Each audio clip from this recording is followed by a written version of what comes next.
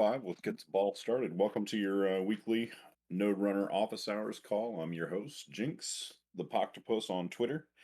And we do meet every week here at noon EST on Wednesdays to talk about all things node running.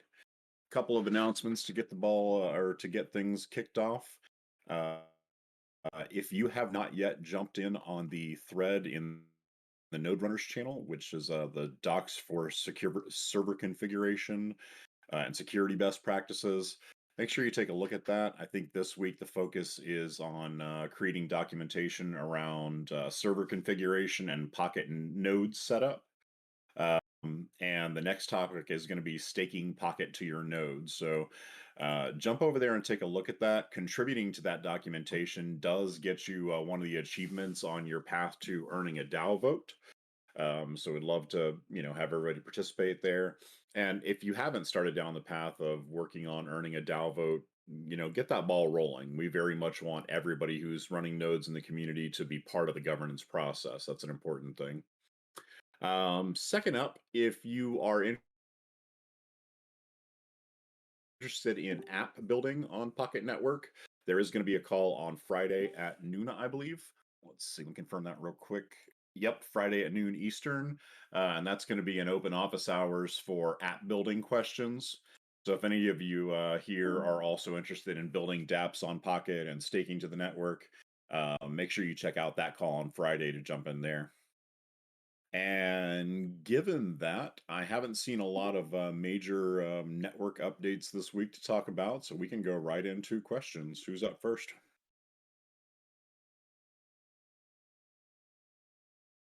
Yeah, actually, network updates wise, it was announced OEC is being whitelisted for Pocket. I was wondering if anyone has spun up a OEC node and has had any experience with it. We're at least right now looking into an initial integration with Node Pilot and Node Launcher, but I was curious if anyone has had some firsthand experience on how it's been running one of those nodes. I have not yet, and I know that should that's the first part of the Evmos ecosystem coming online, right? Yeah, my understanding is it's okay. It used to be OKX chain or something like that. It's OKX's coin, and it is part of. It's a EVM on the Cosmos ecosystem. So I don't know how related it is to Evmos itself. Yeah, I believe that's because that is a EVM on Cosmos, but this is a different EVM on Cosmos, if I'm not mistaken. I don't think they're related. makes sense. I haven't seen any significant announcements yet from any of the major Node Runner providers about support for that, so it'd be great to hear if they're coming on board with it as well. Has anyone set up an EOC node yet?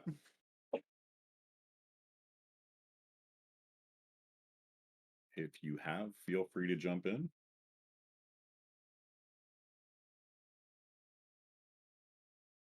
The only thing I know so far is it's pretty memory hungry, from my understanding. Uh, I got this information from a PNI dev when I asked him about how running it's been, and they said, or PNF dev, but they said it requires 64.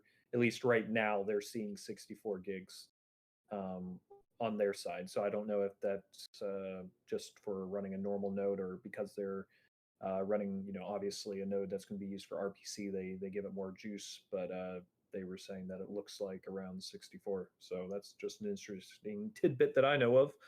If anyone 64 knows, gigs of RAM, like constant use per node? I don't, yeah, per node. I don't know. I don't know how they're defining it in terms of constant use or not constant use. But that's at least what, uh, yeah, what they had said. Oh, wow. Okay. That's pretty resource intensive, it sounds like. I know that, generally, uh, like it seems like all of the RAM is always in use all the time. So I'm just curious about how adding another node would impact that.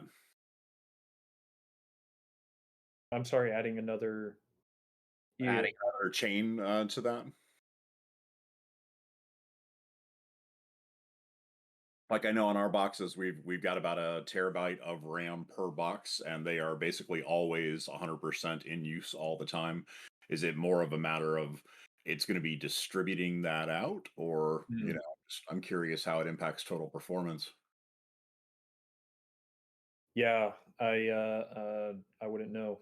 Um, I haven't actually ran it myself. We're looking into the integration on the Node Pilot side. And so, yeah, so that's why I got some initial, that's why I'm initially looking into it. Alex, do you know anything about, yeah, do you know anything about how or OEC node has been running?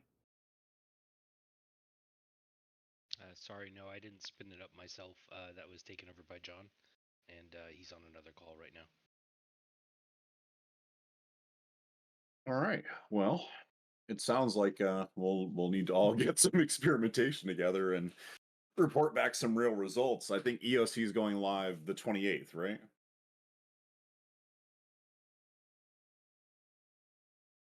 Pretty sure. Yeah, I'm not sure. It doesn't say in the press release that was released today. Okay, I thought I saw that in the announcements channel. I'll have to go back through and double check. Okay, well, it doesn't sound like we have the answers to that this week. February 23rd is what it says here in the Oh, announcements third. chain. There we go. Okay. Yeah, Wow. so next week. Yeah, 7 days. Sounds like we need to get up and running pretty quickly. And so, according to the announcement, a full node is about 200 gigabytes, and an archival is 2 terabytes. Hmm. So, plus at least what I heard about the RAM, you need to make sure you have 64 gigs. At least that's what I was told.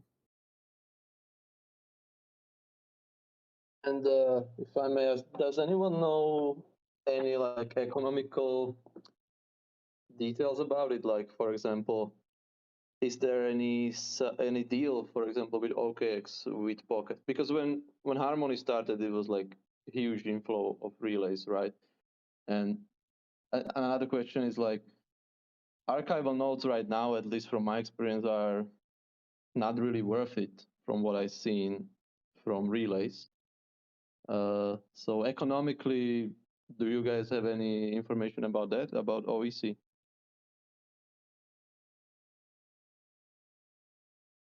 As far as like it being incentivized or just purely on relay count? Well, maybe not sure if it's incentivized, but if there is maybe some kind of a deal, or like if OEC is already planning to use Pocket infrastructure for some app or something, or if it's just like, okay, we support it now and maybe something will come up in the future. Alex, can you speak to that at all? Yeah, we are working with the OEC team. They're excited to have us on board as one of their core supporters. As I'm not in biz dev or growth, I can't really speak to how much or what the deal is or what's going to be directed toward us. But we are working with them with the team directly. Archival service is not going to be whitelisted on OEC yet, so we are just serving mainnet full nodes. We do have archival service spun up for us for Pocket Foundation ourselves, just for future proofing, so we don't have to spin it up if we do whitelist archival.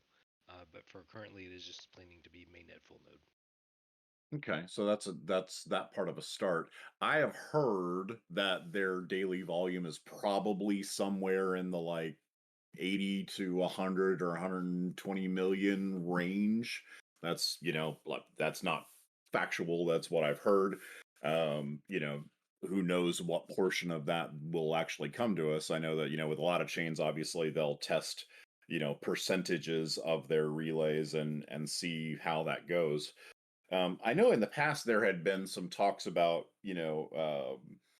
trying to add some extra incentives to node runners for running smaller chains or fewer relay chains. Have any of y'all heard anything more about plans around that? It seems like with some of the new chains coming online, there's been a fairly well established stack of top 5 for a while that I think the vast majority of folks are optimizing around.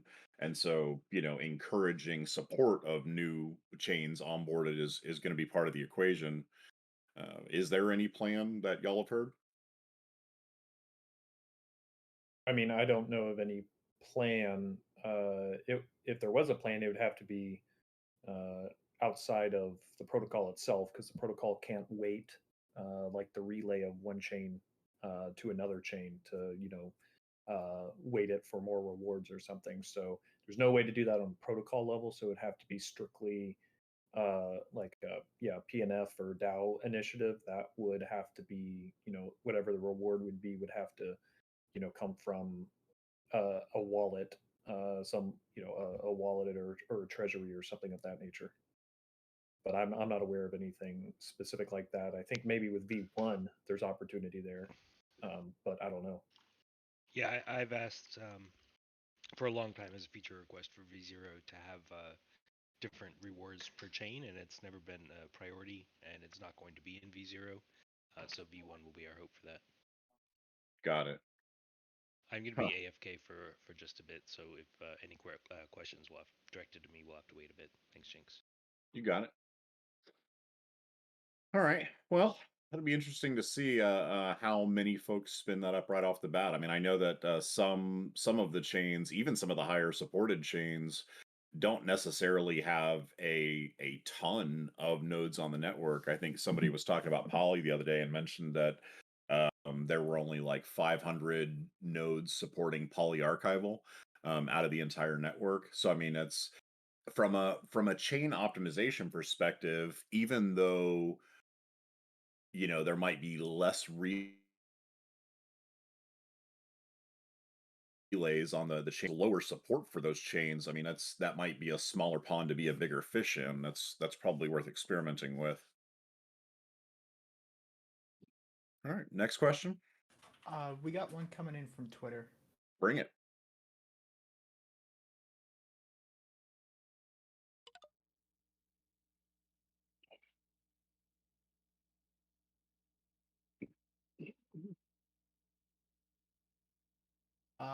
If you were on Twitter, you should be good to speak.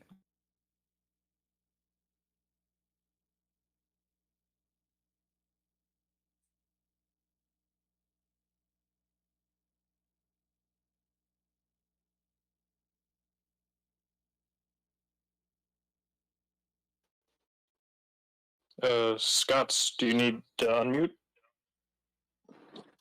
Yeah, I was just I had a question. I'm not super knowledgeable about Pocket or Node running or anything. I randomly joined a space last week, and these guys were talking about Pocket and running nodes and investing and things like that. And so I kind of did. I went onto the Pocket, I guess, website, and I was reading about it, and it sounds interesting. And so I guess I wanted to come up and ask, where can I learn more about Pocket? Where can I learn more about running nodes? And I saw that there was I guess there is a website that you could sort of have someone run a node for you. But I kind of, like I said, want to learn how to do it myself and I guess get more information about it all. Can anybody help me with direction towards doing more due diligence on that? Sure. I mean, it's to begin with, the Discord that this community call is happening in is a great place to start. The official Pocket Network Discord. The Node Runners channel is all about node running, and there's a significant amount of troubleshooting, conversation, optimization, things along that line. There's also a Telegram group that's t.me/pocket POKT pilots. And that is dedicated to basically people who are running single nodes that they built themselves, I think primarily with using the Node Pilot platform. And Node Pilot is sort of a GUI driven software interface for managing a Pocket node if you're not like, a senior level sysadmin who loves some CLI. So that's, the Node Pilot Discord is another great place to join to get a ton of information there.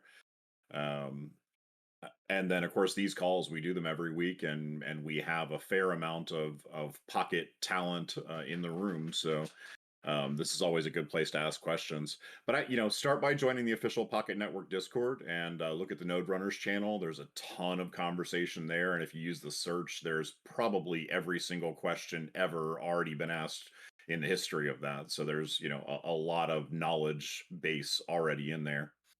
And then join these calls directly next time. Yeah, for sure. Can you possibly send me a DM with the link of that Discord? I am in Discord, and so I wouldn't be able to send you a link directly because I don't have any idea what your Twitter is. But if you're following at the Poctopus on Twitter, I can certainly push out a link after this call's over.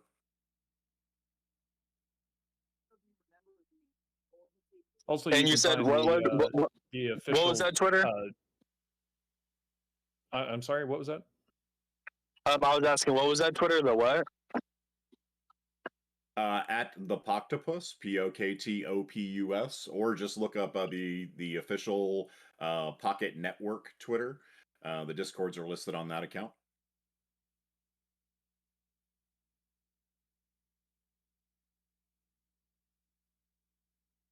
Cool. Well, I think we're good there. Next question. If I may, about the archival stuff, one step back.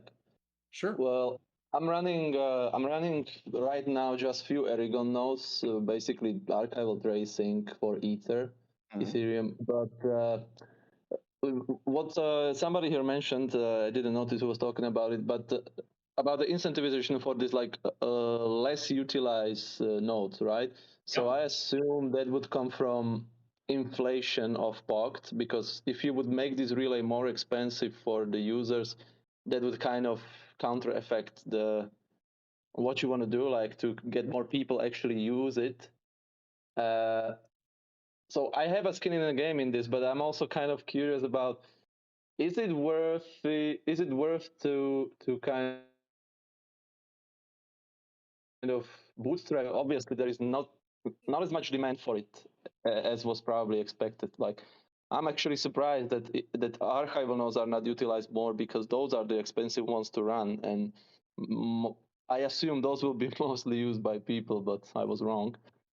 So what's your guys' opinion on this? Like, I see the side that, like, let's incentivize it to have Pocket Network really like a huge variety of nodes and services, and maybe even these kind of like more exotic and expensive services like running archival nodes are. But on the other hand, if there's no demand for it, or like very low demand, right now I'm checking POXScan, and it's basically archival trace is on the level of Goerli testnet,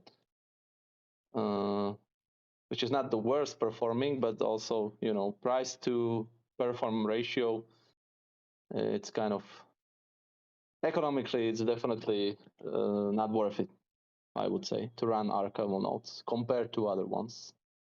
Yeah, I mean that's part of the math that has to be done, right? And one of the things that we were looking at is, when you look at Harmony, everybody's got Harmony, right? So literally everybody has Harmony. So you've got 26 like no-brainer, in Harmony nodes that are out there being supported. That's dividing the hell out of that, 250 plus million relays per day. Whereas you look a little farther down the list and you see that, when you move out of the top 10 or top 5 performing chains, you start to see node support for those chains drop significantly. So that starts to change the math, because if there's a smaller pool of supporting nodes, then that smaller number of daily relays is being divided among fewer participants. And I think that there are probably some sweet spot opportunities in the mix there to, find lesser supported nodes and take a lion's share of the relays that come through it. But I don't have exact math on that. That's some analysis needs to be done there. That's correct. Yeah, I actually, that's a good point of view on it. I haven't considered this.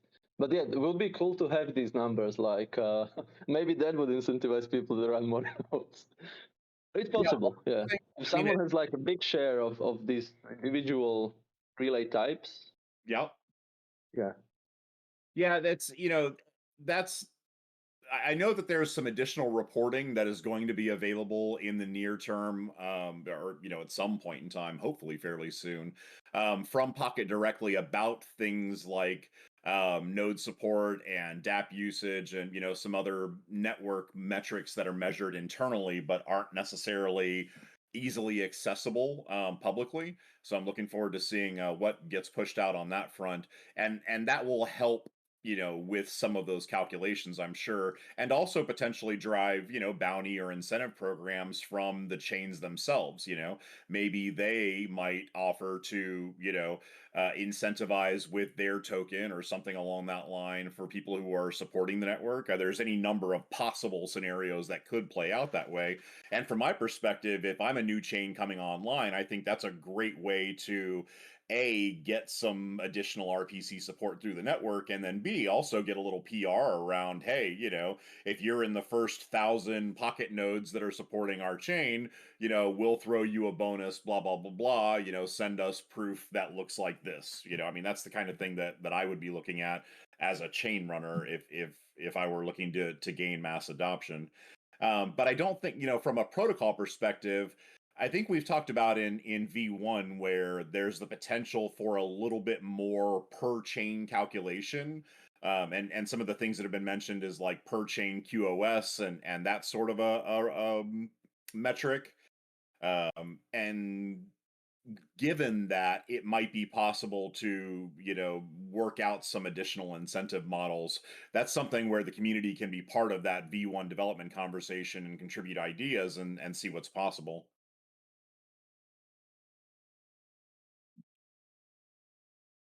Yeah, that sounds good. Also, do you guys use some kind of custom load balancers, especially when V1 will roll out, that would like that you check your chain heights in your load balancing cluster, right? Because I'm not sure. I was checking it out, but I could not find any way that engines would be able to do it to kind of like parse, for example, add block height request to all my nodes, and then choose the one that sees the highest block. But right now I don't have such a thing, so I'm thinking about writing something custom. But if you guys know about any service that's out there already, to use, that would be capable to do this kind of load balancing. Hey, Jinx. Hey, guys. I'm back. So we actually have something coming out exactly made for this. We've been working on something that we call internally the Node Nanny, and it's basically what you're describing. It works with HA proxy. So if you're going to think about using this in the future, I would suggest basing your load balancing approach around HA proxy. And what it does is it exactly what you said. It monitors the blockchains behind it for block height, and then it uses an oracle system where you can program in different oracles for different chains, saying trust this oracle, determine whether our blockchains are within a certain variance of this oracle. If they aren't, take them out of the HA proxy rotation. It has some nice smart logic to say, like, if you're down to one blockchain behind the load balancer, don't take the last one out of rotation because that makes no sense. Things like that. So this is already done. This has been working for us for quite a few weeks. And what we're doing now is creating an open source community version of it, which doesn't use any paid tools. Like we internally use Datadog as part of this system. So we're rebuilding it so that's sort of optional, and you can use open source, excuse me, or free tools with it, so that there's no subscriptions needed to use it. And yeah, just to reiterate, this will be fully free and open source for all Pocket node runners, for other node runners too. Like I could see the Harmony team could benefit from this, putting this in front of their load balancers as well. So yeah, that'll be out. I would ETA maybe 3 to 6 weeks. Like I said, it's mostly about converting to community open source, adding documentation, and bit of polish. Is there a repo out there that we can follow now, or is it? It isn't quite public, but if you check our GitHub, the Pocket Foundation GitHub, it will be public very soon. Got it. Unfortunately, I've got to drop. So thanks, Jinx, for hosting again. And sorry, but yeah. just a quick. Could you just say the AJ proxy was it? HA proxy, yeah. So like we used to use Nginx, but we swapped Mhm. entirely over to HA proxy because it has a very simple API to use to take things in and out of rotation. Awesome, thank you. Yep, absolutely. Take care, guys. Beautiful. Okay, next question.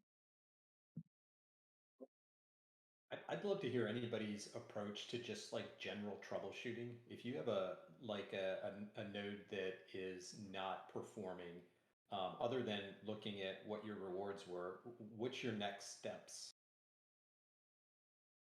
Aiden, I hate to put you on the spot, but I know you've gone through this quite a bit. Do you want to talk about some of your experiences?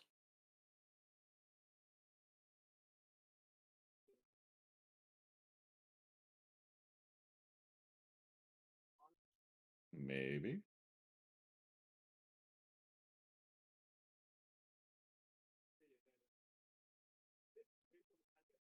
Hmm. Well, we'll see if Aiden comes back around. I know, for us, one of the things that we're always zeroed in on is relative node latency. Um, so if I'm not seeing good rewards on a consistent basis, then that's one of the first things to check is what's the latency looking like between machines. But I know that you've talked in the past about you've done a ton of optimization around that so far.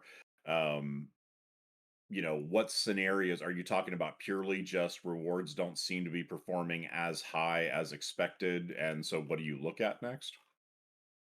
Yeah, exactly. Like the system control logs or the system D logs, you can look at and see errors and some of this stuff I noticed on the there's a few people have posted about like what the different errors mean and which ones can be ignored and which ones shouldn't be ignored.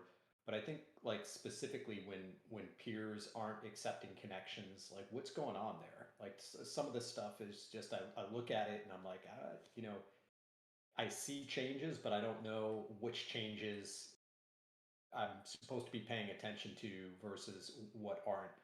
Uh, I think Ben Van had talked a few times ago about like setting up persistent peers and kind of how that could benefit. But if you don't have like a lot of persistent peers and some of them are dropping off, and you can see this when you spin up a new node, and I've seen people post about like just getting an error back when you do something like query height, where it's not picking up a peer or a seed or and just not starting. But it seems like that's been increasing on a couple of the nodes I'm watching.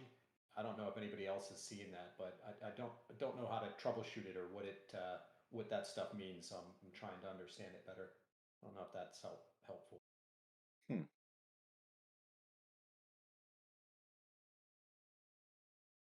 You know, Unfortunately, it doesn't seem like we have a number of the engineers that often make their way in here. Alex might have some insight on that, but he's going to be offline for a bit. Uh, I mean, the basic steps of troubleshooting that I'm always looking at whenever something seems to be funky is, the common server admin stuff. What's the server wait time is a big one. That's a lot of what contributes to timeouts. Having enough resources to process transactions in a timely fashion. Um, you know, but I think those are all fairly basic. When you talk about, whether or not peers are being accepted, I mean, that sounds a little bit more like, checking port configuration and checking your actual peering setup. Um, I guess I don't have a Yeah, lot. I think the peering part is the part that I need to wrap my head around more because these are like nodes that will be doing okay without any changes one day and then seem to change. And I don't know if that's because the peers are changing or like if you set up persistent peers, it appears that if the peer you set up as a persistent peer doesn't have any more connections, then you might not be able to pick them up. And so if you're setting persistent peers that are busy, you might get left out of the loop. And I'm sort of speculating just based on what I'm seeing in the logs, but I'm really curious if anybody has any insights on that. There's there's no clear documentation that I've been able to find that outlines it. I've been looking at the Tendermint documentation because I think that's probably as close as you can get. But yeah, if anybody has any experience deciphering that, I'd love to talk with you. Yeah, I had the previous I had Ben Van on previously talking about peering architecture. Were you here for that call? I got part of that call. Unfortunately, I wasn't able to sit through the whole thing. Gotcha. I mean, I think one of the biggest takeaways was having it seems like the default peering is a little more aggressive than it needs to be, and it ends up generating a lot of noise inside the circle. And the recommended structure was for persistent peers, one in, one out in a daisy chain construction. Is that how you're set up now? Yeah, that's what I'm trying to do right now. I don't know what the right numbers are. I don't know if it's like one in, one out. So one of the nodes has to be connected to the network, of course, and so then from what I understand from the notes from that session, it's, each node is like chaining to your next node, the ones that you operate. And then the last one chains where it's back to the network, I'm assuming. But if those connections break, won't your whole chain stop? I I can answer this one. There you go.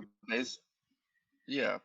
Basically, when you're peering your nodes in a daisy chain, you still want other peers, but you just lower the amount. So persistent peers would be 12, and then your outgoing would be 6.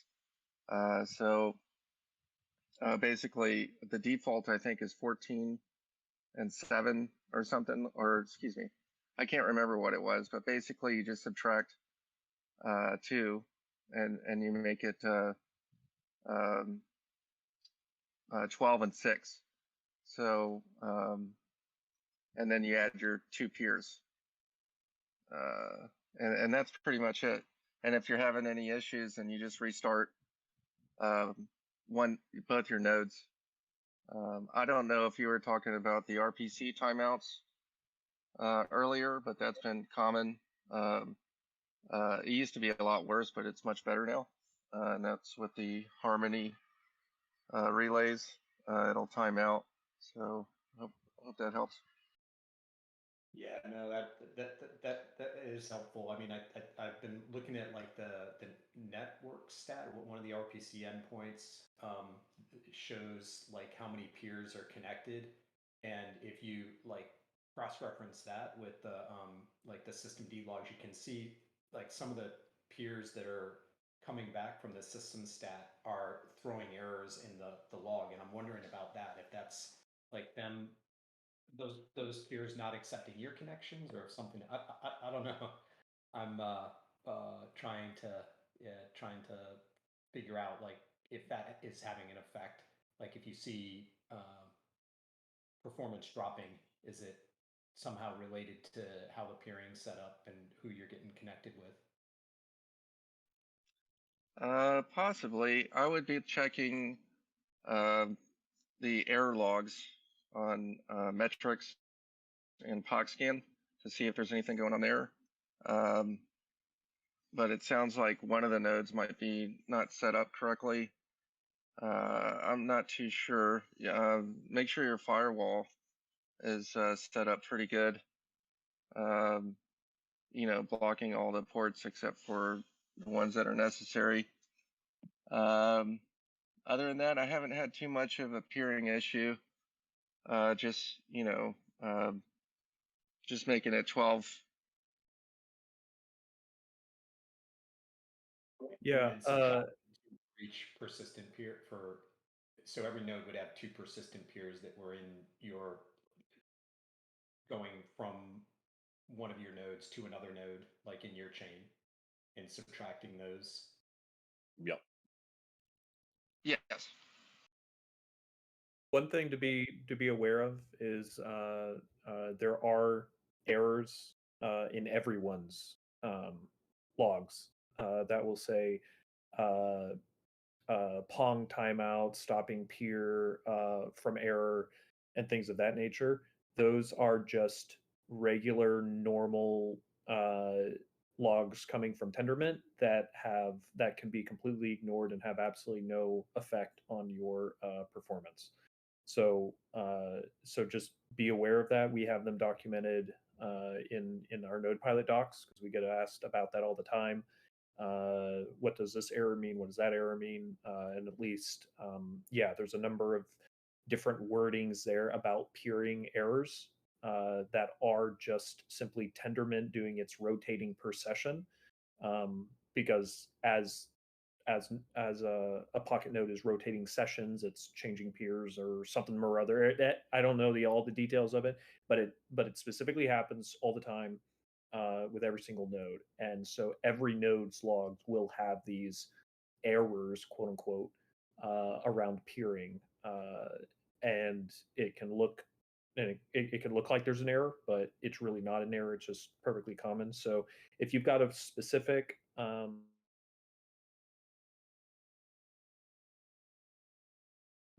at least in our Node Pilot docs, I've been keeping a running list of every error that we've discovered and kind of given a definition, and then and then ask if you should it or and then we have it defined as should you ignore it or should you take a step to address it or something. So I'd encourage you to go take your specific error and possibly look in the Node Pilot docs to see if it's there. Yeah, I did. I did see that, and thanks so much for publishing that. Is awesome. I did see that, Shane. Thank you. Beautiful. Next question.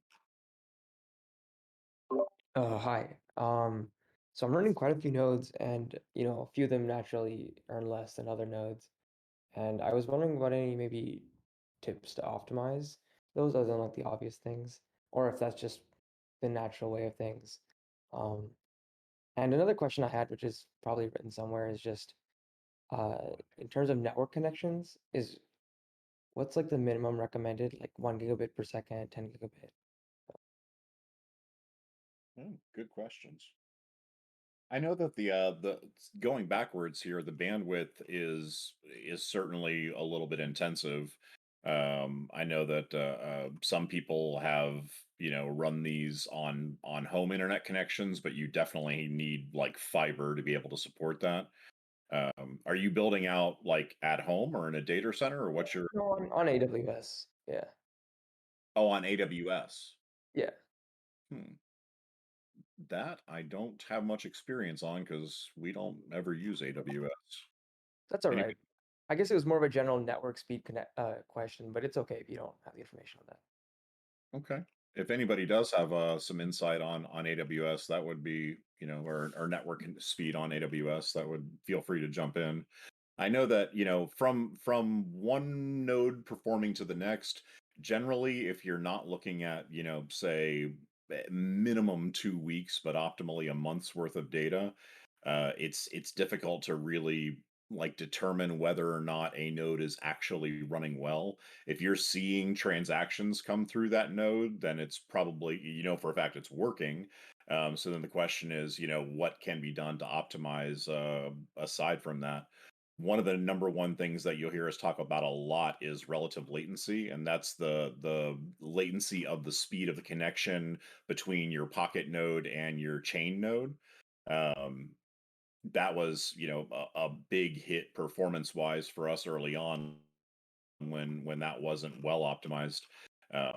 I believe targets that have been outlined by Alex and others is you want that relative latency to be less than 20 milliseconds. And I've seen some setups recently where they were like 2 milliseconds, 1 millisecond, very, very fast. That ability to connect that quickly absolutely influences reward selection, or the ability to get in session with relays. So I mean that's probably the number one thing to always be looking at. And then the IOPS of your supporting storage, which I don't know how well you're able to tell that with like Amazon. Does anyone here have good Amazon experience? I don't see anybody on the call I recognize as having AWS nodes. I've set up some AWS nodes. I'm not using AWS anymore, but I've set it up. There's a couple of command line tools that I use for testing internet speed, like speed test, the speed test CLI. So you just do like apt install speed test dash CLI. That's one that's helpful for like figuring out like what the actual speed is. And the other one is the fast CLI, and I use them both just because they're a little bit different. But like if you go to fast.com, I think that one is like Netflix set that up, but they have a CLI also that you can like run from the command line to get like your upload and download speeds. That's helpful. Thank you. Beautiful. And I think we have time for one or two more questions. Who's next? Hello, guys. Hello, hello. I just joined a few weeks ago. I've been able to put in place 3 to 4 nodes running on Hetzner. The thing is that I spent almost 1 week to sync everything, to put in place some scripts to be able to monitor their height and the state of each environment. Mhm. And then when I staked my Pocket tokens and started working into connecting to the network, I got some sessions, 2 sessions for 2 days, and then nothing happened. The thing is that I'm not able to understand if it's an issue with my environment, because there is no way to see if something happened with your environment, because everything is working fine on my side. I'm also using some dashboards with Nginx Amplify, very helpful for if you want to use it for others asking earlier, and it seems fine. But from the network side, there is no way to understand what really happens. Is it only a matter of luck, you don't have sessions, or something else happened? So please, if you have any insights about how we can monitor the whole system, something like to know if there is a real problem with your setup, or if it's only a matter of luck with sessions. Thank you. I mean, there really is fundamentally pseudo randomness baked into the network. So luck absolutely is part of that equation, but that luck is very much moderated by how well your machines are configured. And a lot of the things that we've been talking about are some of those things that affect that high IOPS on your storage, and relative latency from your Pocket node to your chain nodes. Have you done any testing? Do you know what your latency is running right now? Yeah, I have this information from the Amplify. I mean, everything latency is very good. Been sending tests from several endpoints around the world to simulate relays. It would been working fine. Really no issues. So yeah. I suspect that there's something that who you get paired with is relevant. I don't. I've been trying to figure that out. I don't have the answer, but I suspect that the peers that you're connected with plays a big part of it. Okay. And also, I try to understand how the relays are coming. Mainly, I don't see any activity coming from Pocket portal to, for example, I don't know, some health checks or something, just to check if your node is operating well. I actually have like a simple script for that, but I mainly just monitor chain height, because what you mentioned, I had problems with Contabo, and specifically because it was VPS. I'm actually moving to Hetzner now as well, but using bare metals. Yeah. And sometimes on VPS, but maybe on Contabo, actually, I once had this problem on VDS as well, which would be dedicated. The for some reason their network is so overloaded that my latency was like, I don't know, like 120 kilobytes per second or something like that. So like really terrible, even when I was doing some snapshotting. Not sure about Hetzner. I never had this problem on Hetzner. Usually their network is like Yeah, top notch. yeah, So also what can happen when my node is, for example, lagging, and I'm in a session or a session starts, I get this error in logs that I basically posted incorrect block height, and the node gets stuck. And as I have this like chain monitor every 15 minutes, I just suddenly see like the node is just, lagging more and more blocks, and then I need to restart it. I do it manually now, but I was thinking about some script for that. Not sure if anyone else has this problem, but actually, the more nodes I started to run, every day I need to manually restart, sometimes 2, sometimes 10 nodes because of this kind of like stacking problem.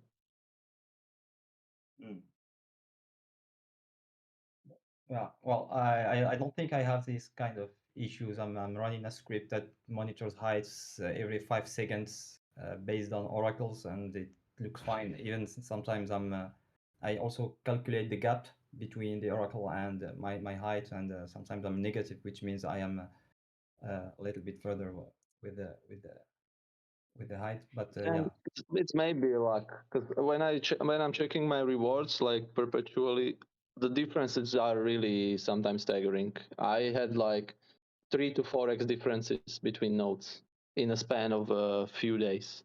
So it could be that you were just unlucky at the given time. And don't neglect to factor in geolocation in the DApp requests themselves, right? Because when you have a popular DApp that is sending a lot of relays from one particular geographical area, it will shift the concentration of rewards around that. We saw around the first of the year where Central Europe was going very hard, and then suddenly there was a big shift into US based relays, and a lot of the US based nodes started picking up that traffic as well. And one of the other things about performance, I mean, you talked about doing, simulated relays around the world and such, but a lot of times when we're talking about relative latency, we're talking about measuring the distance of just that one hop from your pocket node directly to yeah, chain validator node. That's an important metric to pay attention to by itself. yeah. Well, for now, I'm on the same server. It's bare metal, big bare metal with everything inside. Excellent. Yeah, same server is, I mean, Yes, that's same server, yes. Yeah. preference. So just one last thing. I mean, I see a lot of questions on the Discord regarding this kind of issues. I don't know if you people are, if you want to create, I don't know, a team to work on something to show everyone if the node is working well or not. Something, I don't know, perhaps a portal website or a simple script to say, okay, you are well configured, just stay and wait for your turn. Yeah, that's, I think that it would be a useful tool to um like have a test my node kind of functionality.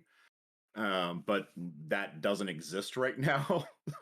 So, maybe that's something that in the future that could be developed by somebody who's smart enough to figure out the mechanics of making that happen. Yeah, sure. I'd love to work with anybody that's interested in trying to figure that out. I'm trying to figure it out alone now, but if anybody's interested, definitely DM me. Yeah, I am. I mean, we can start together and see if some other people can join. Absolutely. I mean, and Dabble Labs is they've got a good reputation. That's a good partner to have. Q Spider Jeff here is a notable member of the community who's running a good sized stack of bare metal nodes. I imagine he'd probably want to be part of that as well. That's I think there's some opportunities for quick collaboration there. Yeah, great. All right. Jeffrey's been super helpful at helping me figure out what's going on with Harmony too. So I want to shout out, thank you for that. Your help this week has been very much appreciated. You're welcome. Nice. Well, I see the start of something else beautiful here in the Pocket ecosystem. We might have time for one last question here. So if anybody's got one, go ahead and shout it in now.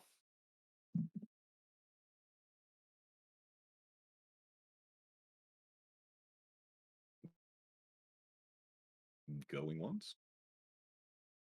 Going twice. All right. Well, then that's a wrap. Make sure you join us next week. I am trying to do a better job of getting the events set up here in Discord as quickly as possible so that you can get them RSVP'd. I'll get that rolling right after we finish up the call here. It is every Wednesday at noon EST, unless otherwise broadly stated. So thanks for everybody for jumping in this time, and we'll see you next time. See you. Thanks.